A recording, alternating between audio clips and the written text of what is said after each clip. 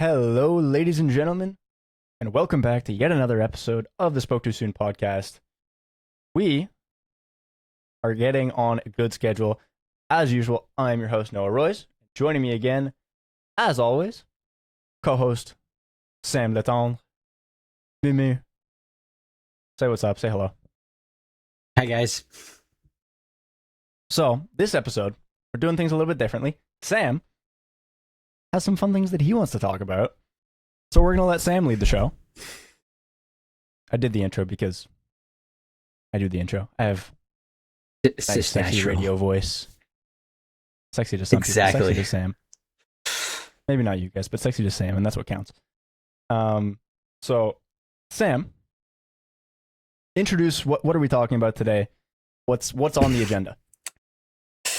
Today I want to kind of talk about suspension platforms. You know, we've seen trends, so see what we like, what we don't like, what we think is going to come back, disappear, and yeah. Okay. I think you should get us started. What's the first talking point? I want to talk about high pivot. What about high pivot? Because it's a big one. So, I mean, we know all the big brands who are who do it as their only platform. So, you know, Forbidden, Deviate are the two big ones. The past, I would say, 3 years now? You know, we've seen many brands like Norco hop on the trend. DaVinci had one for a while. Now we see that as part of the trends, they're now not making that bike anymore. Yeah, so they did recently update the Spartan to not have a high pivot anymore. Yeah, exactly. So, as we predicted. Yeah. We predicted it, and then like 3 days later, the bike came out.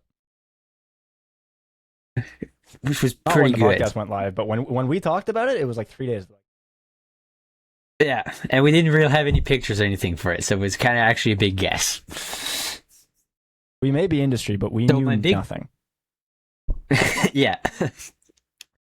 So my big question is, do you think it'll be as relevant as it is now still to have anything that's high pivot? Or do you think the brands who have adopted the platform will only keep it for big bikes, DH bikes? Or do you think it's just a trend, kind of like some other things we've seen in the market, and it's going to disappear with time? I think the brands who have got it good, like Forbidden and Deviate, are probably going to stick to it for a majority of their bikes. Like we saw Forbidden took a little bit of a step to the side from their high pivot with their Rhea, just because, I mean, realistically, that bike does not suit a high pivot. Everyone knows it. Had they thrown a high pivot on it just would have been bad. But I think, assuming Forbidden keeps their same 3 other bikes, being Druid, Dreadnought, Supernaut, I see no reason for them to go away from their high pivot system because it is really good. A lot of people really like it. Same thing with Deviate. Like, I'm sure, like, I think, Sam, you've said in the past that Deviate is arguably one of the best high pivot systems out there from like a feel and efficiency standpoint. Because what separates... it's ridiculous. Like, in my mind, what separates a high pivot bike from a non-high pivot bike is, for the most part, efficiency. So I think the brands that have a good, efficient high pivot platform, relatively efficient, I should say, are probably going to stick with it. But the brands who haven't figured it out by now are probably going to go looking elsewhere. Cool. What do you think is going to happen, Sam? Like, do you think it's a trend? Do you think it's just going to go away entirely? Well, I mean, I don't think it's a trend because, I mean, the platform existed before we were born. True. I think it just did a big comeback recently because, I mean, some people realize the benefits of it. Now, I do think that there are some brands I feel adopted it really quickly, but kind of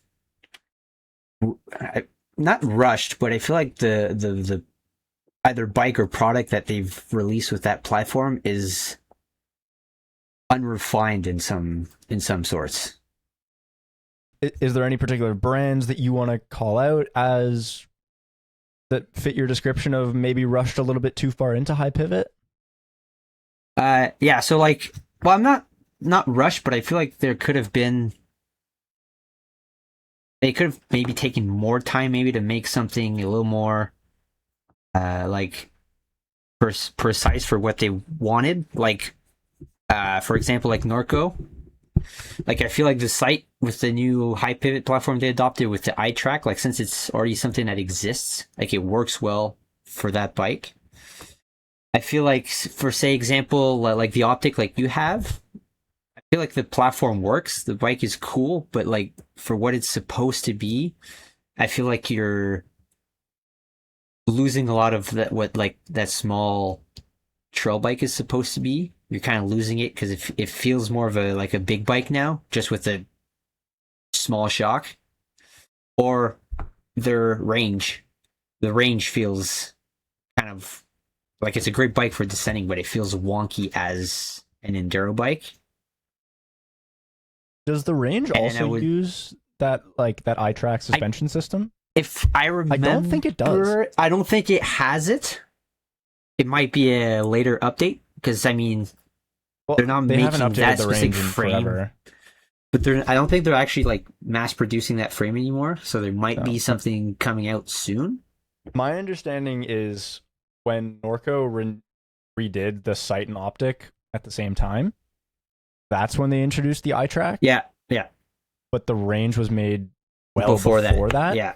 And I think they hadn't already adopted the eye track. Yeah. Norco fell on the eye track. It's not like they saw like, oh, there's this, let's use that. They kind of just through playing around with idler pulley positions and linkage layout and whatever, they fell onto an already existing patent. So they were forced to license it because that's what they wanted. Yeah. But I do definitely agree with what you said about the optic. It totally changes the character of what the optic should be. Yeah. It definitely should. Like, when you look at all the numbers, it should feel more fragile. I think fragile is the way that I want to put it. Well, yeah, because I have 125 is not a lot of rear travel. No, I mean, like I had the like my Druid that I had last season. Yeah. It's a 150, 130. It's not that much bigger than the optic, and it, pedaling it and descending with it. I mean, it's a high pivot, so obviously it's going to feel like it's got a little more in the back. But I felt like the efficiency of the pedaling was a little more there for that bike. Or not. Like the other big one is the Trek. Is it the Slash? The Slash is the one that has the big high pivot layout. Yeah. Yeah, is that their enduro bike? The fuel's a regular 4-bar. The Slash is the enduro bike with the two idlers. So like on my Dreadnought that I have right now, I have that similar kind of setup. There are people. I mean, there have been people who complain on the Dreadnought, but on the Trek, since there's so much kind of like tension in that whole rear end with that extra idler at the bottom, people are feeling that the bike isn't actually kind of like opening up like it should be.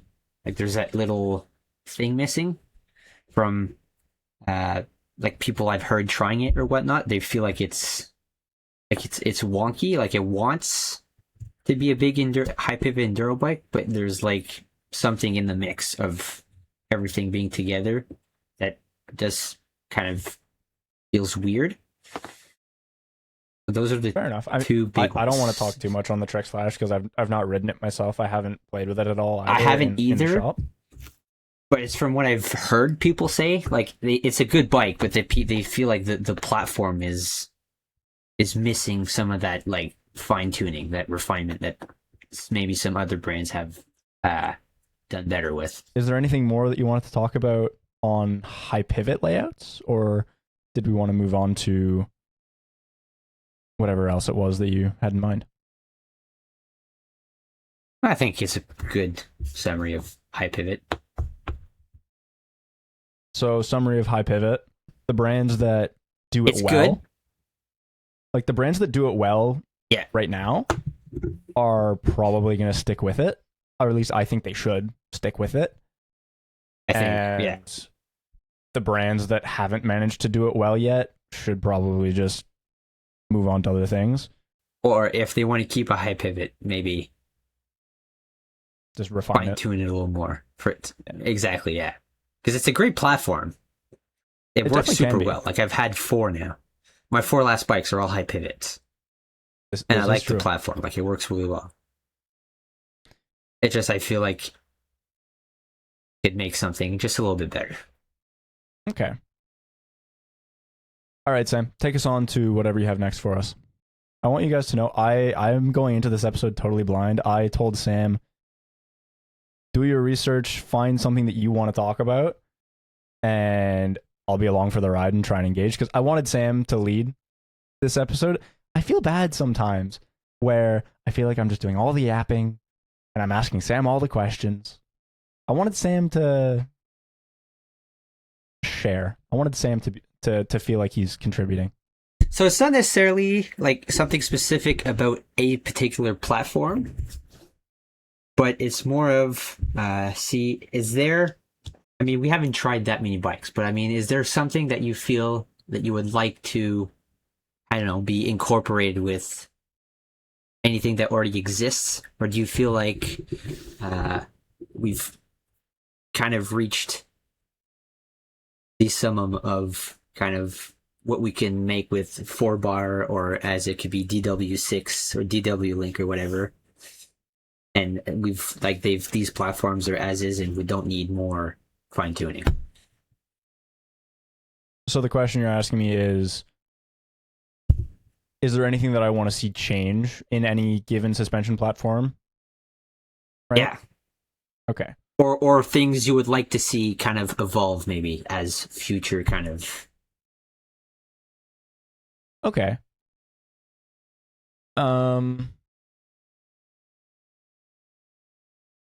So I'll start with Norco, because their high pivot platform definitely still has room to grow. The idler is very noisy, for one, and I just don't think it fits on the optic. Like, the sight, great, whatever. If they come out with a new range at some point, like, great, yeah. I just don't think it belongs on the optic. I have a lot of fun with it, but I don't think it belongs there.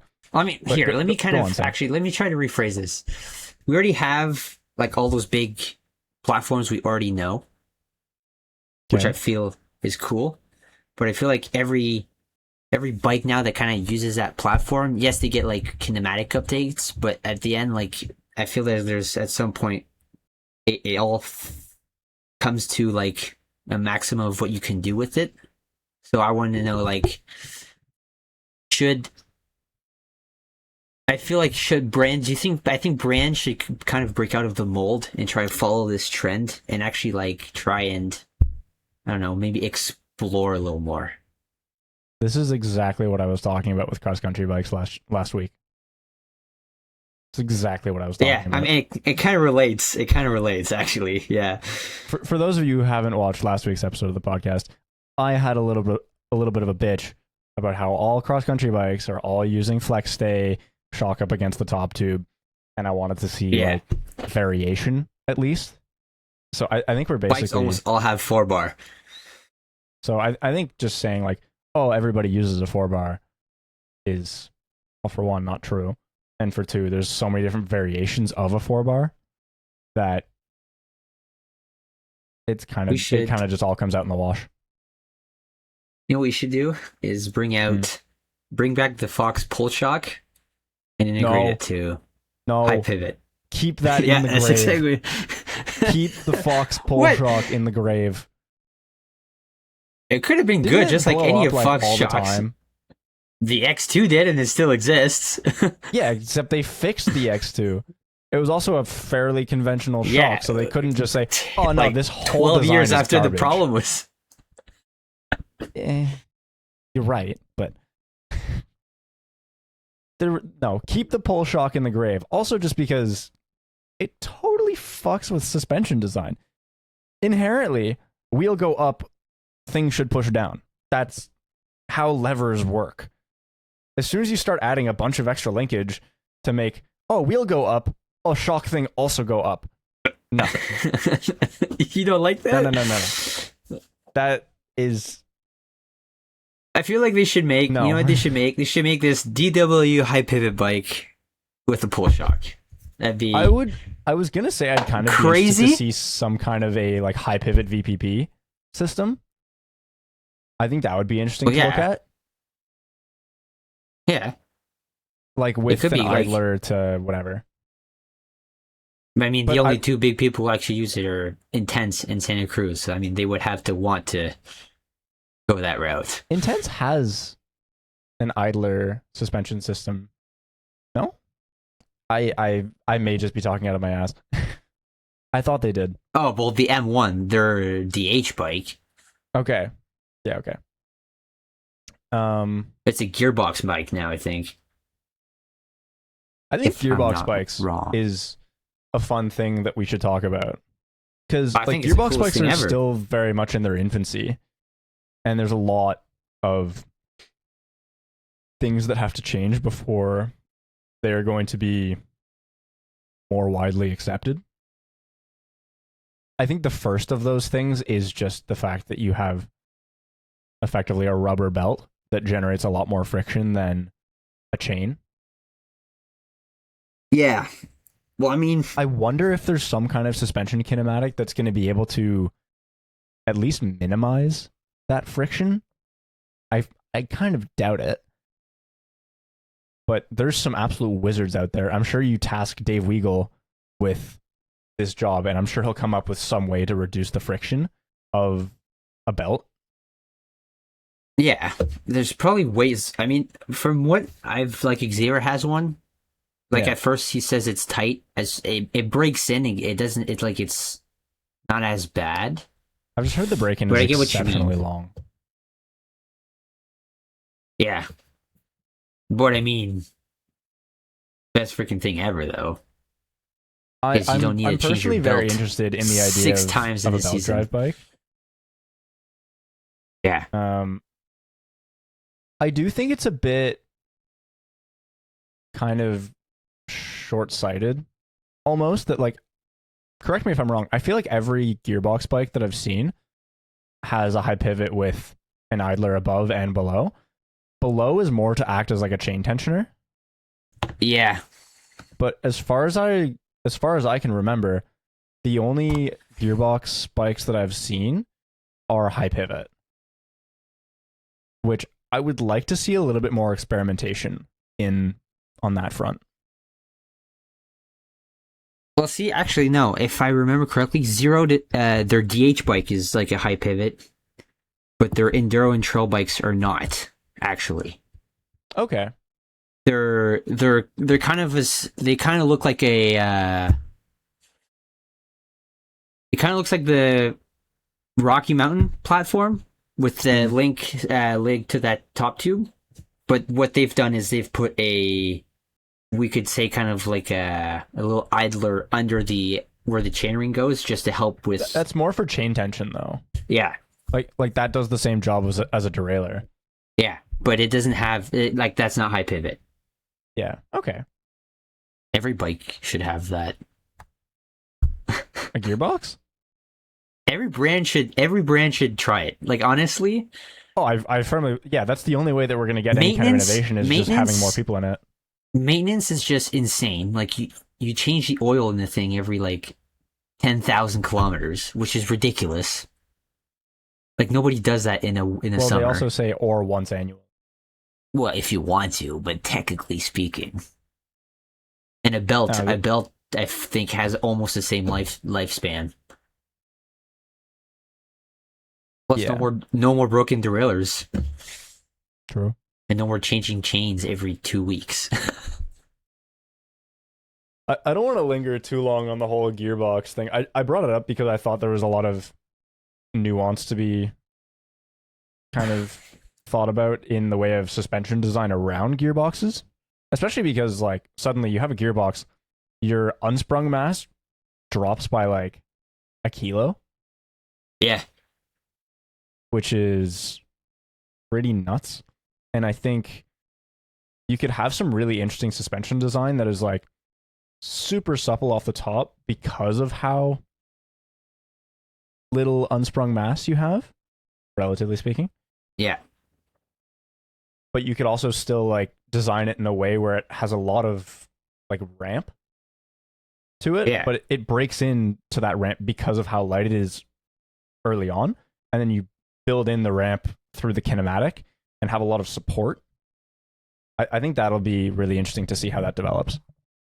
Yeah. And honestly, I want to see, as much as I like what some of the like DW bikes are or whatever, I want to see kind of more belt drive bikes kind of come out with something kind of cooler. Realistically, I think chain driven gearbox bikes are probably the first logical step in getting gearbox bikes going, just because a chain is inherently a lot more efficient, so you can bypass a lot of the efficiency problems of a gearbox and start working on suspension design. I have a feeling though I think Cavans, like a really small company called Cavans, has a chain driven gearbox bike. I think I've seen that too. Yeah. I think Dario from Pink Bike did a review on it on one of their bikes that's like super modular. You can build it to be like a 120, 130 trail bike or a 170, 170 enduro machine. It's like full. It's like full custom. How they manage that. But yeah, like I think chain driven gearbox bikes is the first logical step to getting gearbox bikes suspension design good. Like a belt has a little bit more like give to it, so you can maybe with a belt allow for a little bit of what would be pedal kickback because the belt would just stretch a little bit, versus with a chain you don't really have that luxury. But I think it would be really interesting to see brands start experimenting with suspension design around a gearbox with a chain first and then solve the efficiency problem of a belt later. Yeah, because I mean, it could be. I feel like that could be a first logical step. Try with the chain, see how it goes, and then like I mean, we have access to so much technology now that I'm sure that in a couple years belts are going to be like less, like they're going to have way less drag than what they have now. Yeah. Okay, I said I didn't want to linger too long on gearboxes because we're supposed to be talking about suspension platforms. But Sam, lead us on to what you have next. I want to get back to, well, I mean, because we mentioned it. You know, Santa Cruz is known for VPP, and now we see that they have 3 bikes that don't have it. Okay. What do you think? Do you think in the future, brands that are more known for a certain platform going to try these other, maybe more simplified versions? Do you think it's gonna not hurt the brand image, but do you think those once very loved platforms on some of those bikes that now they're changing over will die down? So I think the answer is yes. But before we get too far into it, I want to remind myself of what are the brands and their respective like their suspension platform. So like Pivot and Ibis both have DW Link. Yeah. Forbidden has whatever the fuck they have going on. I don't know what it's called. Trifecta. Sure. Santa Cruz has, I guess, and Intense have VPP. Yeah. I would argue Santa Cruz is arguably more known for VPP these days. Intense has had a really rough go. Well, Santa Cruz is actually, well, if nobody knows this, but the owner of Intense is good friends with the owner of Santa Cruz. And when I Santa believe Cruz it. came out with VPP, he told Intense that he could, if he wanted to, he could use it. Yeah. And he only It's like really you could started. like, fuck you. You didn't do the assignment. Just copy my homework. Just copy. That's kind of what they did, and I think Intense wasn't kind of sure at that time, which is now why now they're kind of pushing it more, Yeah. just because it's More easy. refined now. It's exactly, yeah. It's had some time to marinate. We've got Giant on Maestro. Giant on That Maestro. hasn't changed for like ever. That has been tried and true. Dead set. Is the new Anthem still technically Maestro? Because they might call it, I think they call it like FlexPoint Pro, but I think that's just what they're calling the Flex Stay. I don't know if the actual suspension design is still Maestro. Well, I didn't follow that one, so actually I couldn't tell you, honestly. We'll put it up on screen. Yeah. So suspension. Specialized has been FSR for Specialized has been almost FSR. ever. Specialized really okay. We'll get into this. Specialized really should move away from FSR, and we'll talk a little bit more later about why. But let's get the rest of these brands that we can think of with their own special suspension platforms. Doesn't Orbea have its thing? No, I would argue no. Mondraker has their forward geometry, they call it, with no, it's Zero. Zero, yeah. Zero is the suspension platform. Yeah. I think we can call that there. We've listed like a couple of good ones, yeah. Yeah, we've listed like 7 or 8 brands with their respective suspension platforms.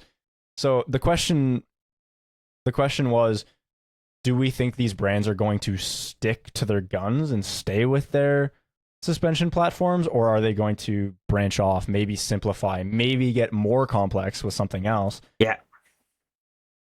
I think the answer is yes. We've already started to see it with Santa Cruz, with Forbidden, because Forbidden came out with a traditional 4-bar bike. Yep. In the form of the Rhea. That is a fairly large departure from the rest of their lineup. Santa Cruz as well. The new Tallboy is the first analog bike to not have VPP in quite some time. The only, like, the other 2 bikes that don't have VPP are both e-bikes, which was more done out of necessity because of the Battery whole and motor, yeah. Like battery and motor, like they just couldn't get the shock low enough, so they said, "Okay, screw it, we're gonna do a 4-bar." All good. So I do think brands are going to start branching out of what they're known for, because for one, you can only refine something so far to a point where you're just making really, really, really, really small changes, and it's hard for people to justify buying the next thing. Yeah. You have to, like, from a consumerism standpoint, you have to make really fairly drastic changes to get people interested in what you're doing. I think the best example that I can think of is Yeti. Yeti's been on their Switch Infinity for so long. Yeah. And recently, their new e-bike platform, this Yeti 6finity, which is a 6-bar platform, as opposed to their, I don't even know what to call Switch Infinity. So many people have been saying, Yeti, we want an analog bike with this 6finity suspension platform. And I think it's going to take Yeti doing that to get them into more people's hands, aside from the dentists. Yeah, yeah. And I started talking about Specialized with FSR. I think Specialized has to branch away from FSR for the sake of their mountain bike kind of livelihood. Like, the Stump Jumper has been such a huge name for so long. And they literally, with the new Stumpy 15, they engineered themselves a solution to a problem that they engineered themselves into. FSR has long had a progressivity problem. They've been unable to engineer a level of progressivity into the FSR platform because of how it's designed. So they made a shock to solve the problem. but it really just feels like a Band-Aid fix. I've heard a lot of people say like, wow, the shock feels super cool. Yeah, which is and like, for the most part, does solve the problem. But the problem is still there. You kind of just stuck a Band-Aid on it and called it good. yeah, like it could be fun to be able to put a coil without feeling you're going to explode your frame. 'Cause I'm pretty sure Specialized had an Olin's build with a coil for a bit. And I'm like, how do you get that to work? Like, I know progressive coils are a thing, but still. Progressive coils only do so much. But even the Enduro, which is kind of, I wouldn't call it VPP, but like where that shock is going through the frame. There's some people with, I mean, I've seen it personally with the coil shocks. They're at, like they're managing to snap the spring in two pieces, because it's not like, I don't think it's actually made for those shocks. I think we talked about this actually when we were discussing the possibility of a new Specialized Enduro when we were making our bike predictions. I think we did. I'm not sure. Ago. Yeah. I do recall us talking about that. So yeah, I think brands, some of them are actually going to have to step away, or at least branch out from what they're known for in the way of suspension design, to retain their market share or even grow their market share. What's your take on this, Sam? I feel the same, honestly. Like, even do you think of any brands that are perfectly happy sticking to their guns? I would say Forbidden realistically is one of them, but I think Forbidden's branching out just to try and get more people, not because they have to. Yeah, I mean, we see with Giant. Like, Giant has had what, Maestro's been out since end of the 90s. We'll put it on screen. Yeah, I don't remember exactly the date. Like, it's one of the biggest bike brands out there, and they've been with Maestro since they've created, basically since their inception. Yeah, exactly. Like, I feel it's cool and all, but like, you know, I look at a Giant from 5 years ago, 10 years ago, and one now. It just looks and it looks like it feels the same. Yeah, they don't look far off. Yeah, like if you asked me to try one like 5 years ago and now, like I'm sure I would tell you, this platform feels the same. Apart from bikes getting a little longer and the geometry changes, I feel like we would feel like it's. I'm sure there was tweaks to the Maestro system. Well, probably. But I think realistically, Giant's biggest departure was this new Anthem. Yeah, because they went from having the shock vertically down by the seat tube to running it up against the top tube, because that's the cross-country bike design. I made my rant about it last week. I'm not going to do it again. I don't actually.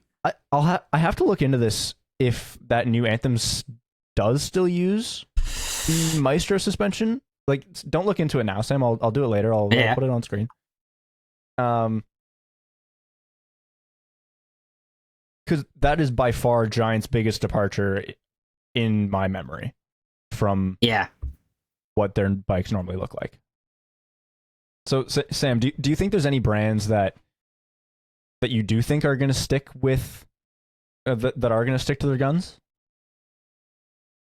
Like, I would say the smaller ones that we know, just because, I mean, they don't have what the big brands have. So, like, I think, like, Deviate, Forbidden, Da Vinci's probably going to stay with what they know best, their 4-bar split pivot kind of thing. You know, it works.